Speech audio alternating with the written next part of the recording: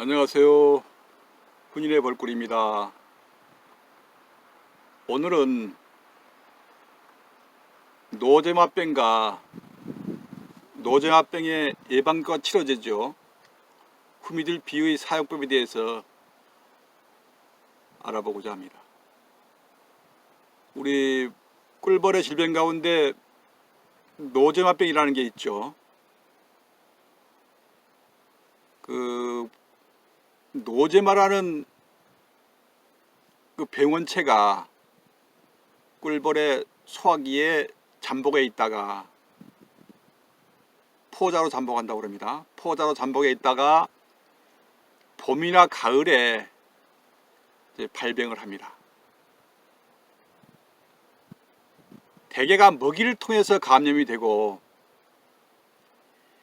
이제 발병을 잠복해 있다가 발병이 되면은 그 벌은 활동을 못합니다. 쉽게 말하면은 월동 기간에도 봉구를 행사하지 못하고 겉돌고 있고, 또 이른 봄에 육아에도 참여를 못하고, 이제 그렇게 힘이 없다 보니까 제대로 활동을 못하겠죠. 이제 뭐 가서 벌꿀을 따고 화분을 채취하는 것은 힘들겠죠. 이제 겨울이나 특이한 점은 겨울이나 여름에 포자로 잠복해 있다고 그럽니다. 소화기에. 그러다가 이제 일정한 기온이 되면은 발병을 한다는 것이죠. 봄, 가을에. 포자로 잠복해 있고 또 일정한 기온인데 그 기온이 봄, 가을이다. 한번 생각해 보십시오. 기억나는 게 없습니까? 저는 우리 봉장 곁에 표고버섯을 종균을 심어 놓고 이제 매년 채취를 하고 있거든요. 해보면은 표고버섯이 한 너댓 개씩 이렇게 올라오고, 이제 날씨가 조금 따뜻해지면은 로제마병이 있을 때는 이게 발생을 하더라고요. 그러니까 이제 그때 이제 한번 이렇게 연관을 생각을 해보니까 기온과 관련이 된다. 봄, 가을. 또 포자로 잠복해 있고 포자로 이렇게 병원 균사체가 활동을 한다. 우리 버섯과 흡사합니다. 그렇죠? 그래서 혹시나 표고버섯을 키우시는 농가에서는 우리 집에 표고버섯이 한 너댓 개씩 이렇게 올라온다. 그러면은 그때가 노제마를 치료하는데 적기다. 예방이나 치료하는데 적기다 하고 생각하시면 좋을 것 같아요. 제 경험입니다. 너무 섣부른 추론인지는 모르지만은 제 경험적으로 말씀을 드리는 겁니다. 이제 노제마에 걸리면은 벌이 날지 못하고 바닥을 기어다닙니다. 벌이라는 게 날아가야지 긴다는 것 자체가 이건 잘못된 것이죠. 문제가 있는 것이죠. 물론 응애나 진드기 때문에 기는 벌도 있긴 합니다만은 노제마에 걸려도 날지 못하고 기어다닙니다. 그리고 가끔 이렇게 팔딱팔딱 뛰는 것처럼 뜁니다. 그리고 이제 심하면은 설사를 합니다. 그런데 이제 얼른 봤을 때 밖으로 보이는 게 그렇게 많지가 않아요. 이제 숫자가 많지가 않다 보니까 우리가 그렇게 막 걱정을 하시는 일은 없는데, 그렇지 않습니다. 노제마라는 게 의외로 피해가 심각할 수가 있다는 것이죠. 이제 지금 발생하는 노제마는 지난 가을에 이미 그 감염이 돼서 이 소화기에 잠복해 있다가 지금 발병이 되는 것이거든요. 그러니까 이제 지금 발병이 돼 가지고 이제 또 감염을 시키겠죠. 그러니까 이제 새로 태어난 새끼벌한테 감염을 시킨다는 이야기죠. 그 다음에 이제 또 여왕벌도 감염이 돼서 그동안 산란을 잘하던 여왕벌이 어느 날 갑자기 망실되거나 산란을 못한다 하는 경우는 노제마일 수도 있다는 생각을 한번 해보셔야 됩니다. 그러다 날씨가 이제 다시 따뜻해지면은 또 노제마라는 게 발병하지 않습니다. 여름에는 발병하지 않으니까요. 기온이 올라가면은. 그러다가 이제 벌들의 소화기 잠복에 있다가 가을에 다시 또 발병을 하는 것이죠.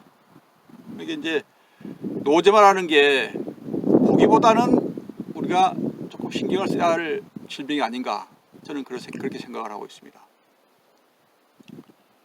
이제 노제마의 치료제로 우리가 후미딜비를 많이 사용을 하죠. 물론 다른 약품도 있습니다만은 후미딜비를 많이 사용을 합니다. 이제 지금 우리 지역에서는 이렇게 해서 큰 병을 소분해서 17,000원인가 18,000원을 받고 있습니다. 제가 엊그제 사왔는데도 기억을 못 하겠네요. 그 내용을 봐야 알지. 근데 의외로 이게 정품일 때는 2만원 좀 가죠. 비싼 편이죠. 50g이니까 비싼 편입니다. 근데 비싼 만큼 또 성능은, 효과는 좋습니다. 제가 보기에는 우선 노제마를 치료하고 예방하는 데도 효과가 있지만은 봉판을 형성하는 데도 아주 탁월한 효과가 있습니다.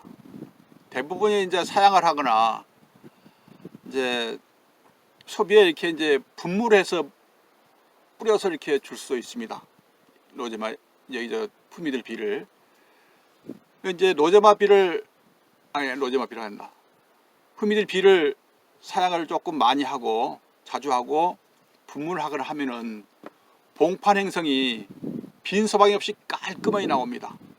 노랗게 아주 보기 좋게 나옵니다. 그래서 저는 저 생각 같아서는 후미딜비가 벌의 체력을 강화하는데 도움을 주지 않는가, 이런 생각을 합니다. 웬만한 우리 영양제를 많이 먹이죠. 웬만한 영양제보다는 더 효과적이지 않는가, 이런 개인적인 생각을 갖고 있습니다. 근데 중요한 것은 요 후미딜비를 이대로 사양액에 넣어서 주면은 그건 전혀 효과가 없습니다. 차가운 물에 그대로 넣어서 주면은 효과가 없습니다. 이거 중요한 사항입니다.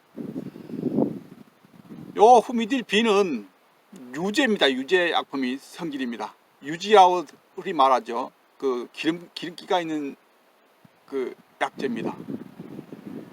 따뜻한 물에 녹여서 줘야지, 따뜻한 물에 녹이지 않으면은, 용해하지 않으면은 전혀 효과를 볼 수가 없습니다.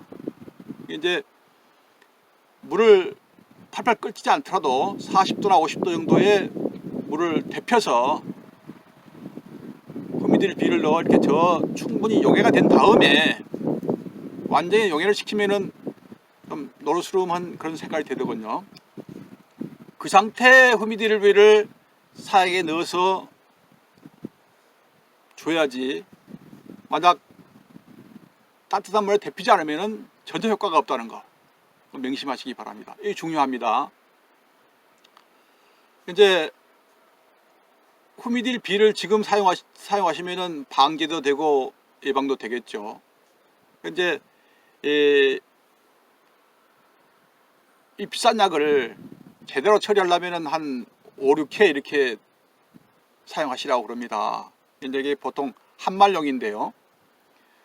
뭐 조금 부담스럽죠. 저는 한 지금 2번이나 3번 하는데, 하여튼 후미딜비가 노제마에 효과가 있다는 걸 말씀을 드리고, 꼭 따뜻한 물에 풀어서 사용하시라는 거. 또 이제 지금 잡지 않으면은 이제 가을에 또 발생할 수 있다는 거.